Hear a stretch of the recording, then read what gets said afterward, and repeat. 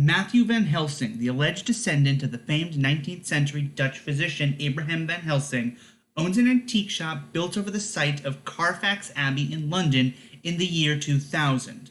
One night, with Van Helsing upstairs, his secretary, Selina, allows a group of thieves, led by her boyfriend Marcus, into the shop. The thieves infiltrate the shop's underground high-security vault and find a sealed silver coffin protected by a deadly defense system. Based on the level of security surrounding the coffin, Selina and Marcus decide that the coffin's contents must be valuable. So they escape with it and flee to New Orleans.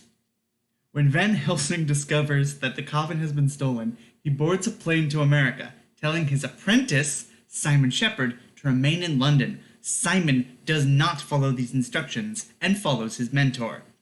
Aboard their plane, one of the thieves manages to open the coffin, revealing the dormant body of Count Dracula. Dracula awakens and attacks the thieves, in the process biting Selina, causing the plane to crash in the Louisiana swamp. Dracula survives the crash and bites a news reporter, Valerie Sharp, who is reporting on the crash, and travels to New Orleans, where college student Mary Heller and Lucy Westman are living. Mary, estranged from her family and recently plagued by nightmares of strange, terrifying men. Van Helsing and Simon arrive in New Orleans and destroy the newly turned vampires left in Dracula's wake, except Selina and Marcus. Afterwards, Van Helsing reveals to Simon that he is in fact the original Abraham Van Helsing who defeated Dracula in 1897. Because he was unable to destroy Dracula permanently, Van Helsing hid the body and prolonged his own life with regular injections of Dracula's blood, filtered via leeches until one day he could discover a way to kill Dracula for good. Simon is intrigued by Dracula's hatred of all things Christian and wonders why he is so particularly vulnerable to silver. Van Helsing also tells Simon about his daughter, Mary, who was taken from England by her mother after the truth about his identity came to light. Since Mary was conceived after Van Helsing began his injections, she shares blood and a telepathic link with Dracula, who senses her existence and is in New Orleans to find her.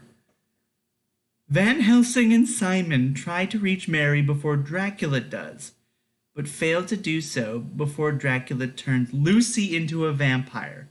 Dracula and his three brides, Sonia, Lucy, and Valerie, corner Van Helsing and kill him. Simon and Mary escape, only to be captured by Dracula shortly thereafter. On the rooftop, Dracula transforms Mary and in the process reveals his secret. He is none other than the apostle Judas Iscariot, who betrayed Jesus for a bribe of 30 pieces of silver. After Jesus was crucified, Judas tried to hang himself in shame, but the rope snapped and God cursed him to live 2,000 years as a vampire. Mary finally understands the legendary vampire's vulnerability to silver and hatred of Christian iconography. Selina and Lucy appear with Simon, and Dracula tells Mary to bite him. Mary fakes the bite, and together she and Simon kill the two remaining brides. Angered by this, Dracula tries to throw Mary from the rooftop. Mary wraps some cables from a large crucifix around Dracula's neck, and they both fall from the roof. Dracula hangs as he attempted to do so 2,000 years ago, but this time the rope does not break, and he burns in the first sunlight. Mary survives the fall and is cured of her vampirism by Dracula saying, "I release you," before he dies. In the end, she doubts whether the son has truly killed Dracula. Embracing her heritage as a Van Helsing, she returns Dracula's ashes to the vault beneath Carfax Abbey and vows to watch over them should he ever rise again. Well, that was a trip.